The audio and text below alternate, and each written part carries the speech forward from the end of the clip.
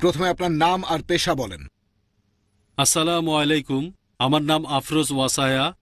আমি একটা private limited কোম্পানির ম্যানেজার। আমি একটা প্রশ্ন করতে চাই। সব ধর্মই মানে যে সর্বশক্তিমান ঈশ্বর সব কিছুই করতে পারেন, তাহলে তিনি মানুষ হতে পারবেন না কেন?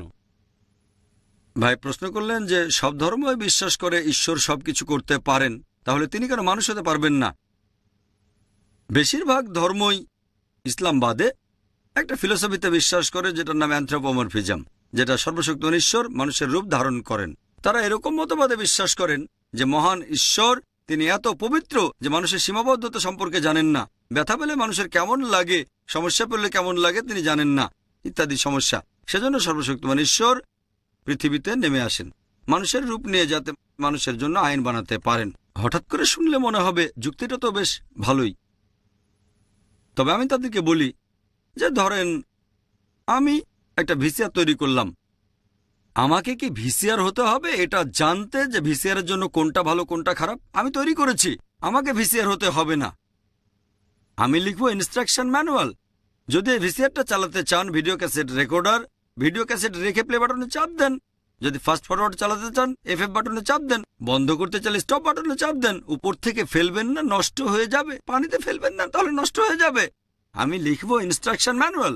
একইভাবে সর্বশক্তিমান ঈশ্বর, যেহেতু তিনি মানুষের সৃষ্টিকর্তা, সেজন্য তাকে মানুষ হতে হবে না এটা জানতে যে মানুষের জন্য কোনটা ভালো কোনটা খারাপ। তিনি কি করবেন? একজন মানুষকে মনোনীত করবেন আর আসমানি কিতাব পাঠাবেন। মানুষের জন্য সর্বশেষ ও চূড়ান্ত আসমানি কিতাব পবিত্র কোরআন, আদেশ আর নিষেধ। যদি তর্কের খাতিরে আপনার কথাটা মেনেও নেই যে সর্বশক্তিমান ঈশ্বর সবকিছু করতে পারেন, তাহলে কেন মানুষ হতে পারবেন না? যদি তর্কের খাতিরে আপনার কথাটা মেনে নেই সর্বশক্তিমান ঈশ্বর সবকিছু করতে পারেন, তাহলে তিনি মানুষও হতে পারেন। যদি ঈশ্বর মানুষের রূপ নেন, তিনি আর ঈশ্বর থাকবেন না, কারণ ঈশ্বর আর মানুষের বৈশিষ্ট্য পুরোপুরি আলাদা। সর্বশক্তিমান ঈশ্বর তিনি হচ্ছেন অমর, অন্যদিকে মানুষ মরণশীল। এমন কাউকে পাবেন না যে একই সাথে অমর আর মরণশীল।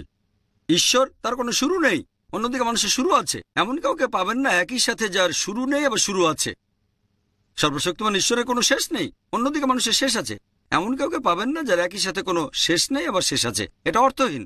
তাহলে হয় পাবেন ঈশ্বর, নয়তো পাবেন মানুষ। ঈশ্বর মানব পাবেন না, এটাও অর্থহীন। মানুষরা আমাদের খাওয়ার প্রয়োজন হয়, সর্বশক্তিমান ঈশ্বরের খাওয়ার প্রয়োজন হয় না। আল্লাহ পবিত্র কোরআনে বলেছেন সূরা আনাম অধ্যায় 6 আয়াত 14, আল্লাহ তাআলা সবাইকে খাবার দান করেন, কিন্তু তার খাওয়ার প্রয়োজন হয় না। মানুষের বিশ্রাম ঘুমের প্রয়োজন হয়, সর্বশক্তিমান ঈশ্বরের বিশ্রামের প্রয়োজন নেই। যদি আমি তর্কের খাতিরে আপনার কথাটা মেনে নিই যে সর্বশক্তিমান ঈশ্বর সবকিছু করতে পারেন, তাহলে সেই যুক্তিতে সর্বশক্তিমান ঈশ্বর মিথ্যাও বলতে পারেন। কিন্তু মিথ্যে বলা তো ঈশ্বরের কাজ না। যখনই মিথ্যে বলবেন তিনি আর ঈশ্বর থাকবেন না। যদি আপনার কথা মেনে নিয়ে ঈশ্বর সবকিছু করতে পারেন, তাহলে ঈশ্বর তিনি অবিচারও করতে পারেন। তবে যখনই ঈশ্বর অবিচার করবেন তিনি আর ঈশ্বর থাকবেন না। আল্লাহ পবিত্র কোরআনে বলেছেন সূরা নিসা অধ্যায় নম্বর 4 আয়াত 40, আল্লাহ কারোর সাথে অনুপরিমাণও জুলুম করেন না। সর্বশক্তিমান ঈশ্বর চাইলে ভুলে যেতে পারেন, তবে ভুলে যাওয়া ঈশ্বরের কাজ না। আল্লাহ বলেছেন সূরা তাহা অধ্যায় 20 আয়াত 52 যে আল্লাহ তাআলা কখনো বিস্মৃত হন না। যখন ঈশ্বর ভুলে যাবেন তিনি আর ঈশ্বর থাকবেন না। ঈশ্বর চাইলেই ভুল করতে পারেন, তবে ভুল করাটা ঈশ্বরের কাজ না। আল্লাহ বলেছেন সূরা তাহা অধ্যায় 20 আয়াত 52 যে আল্লাহ তাআলা কখনো ভুল করেন না। যদি ঈশ্বর ভুল করেন তিনি আর ঈশ্বর থাকবেন না। কোরআনের কোথাও বলা হয়নি যে আল্লাহ সবকিছু করতে পারেন। আল্লাহ পবিত্র কোরআনে বলেছেন সূরা ফাতির অধ্যায় 35 আয়াত 1 যে ইন্নাল্লাহা লাকুল্লি শাইইন কাদির, নিশ্চয়ই আল্লাহ সবকিছুর উপরে কর্তৃত্বময়। এই কথাটা অনেক জায়গায় আছে।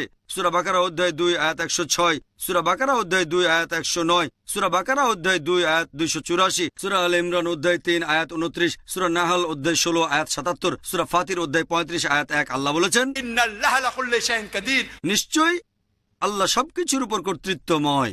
আল্লাহ বলেছেন সূরা বুরুজ অধ্যায় 85 আয়াত 16 যে আল্লাহ তিনি যা ইচ্ছা তাই করতে পারেন, তিনি যা ইচ্ছা করেন তাই করতে পারেন। তবে আল্লাহ সুবহানাহু ওয়া তাআলা কখনো মিথ্যে বলতে চাইবেন না, কখনো ভুল করতে চাইবেন না, তিনি কখনো মানুষের রূপ ধারণ করতে চাইবেন না। তিনি শুধু সেগুলোই করতে চাইবেন যেগুলো আল্লাহর কাজ। আশা করি উত্তরটা পেয়ে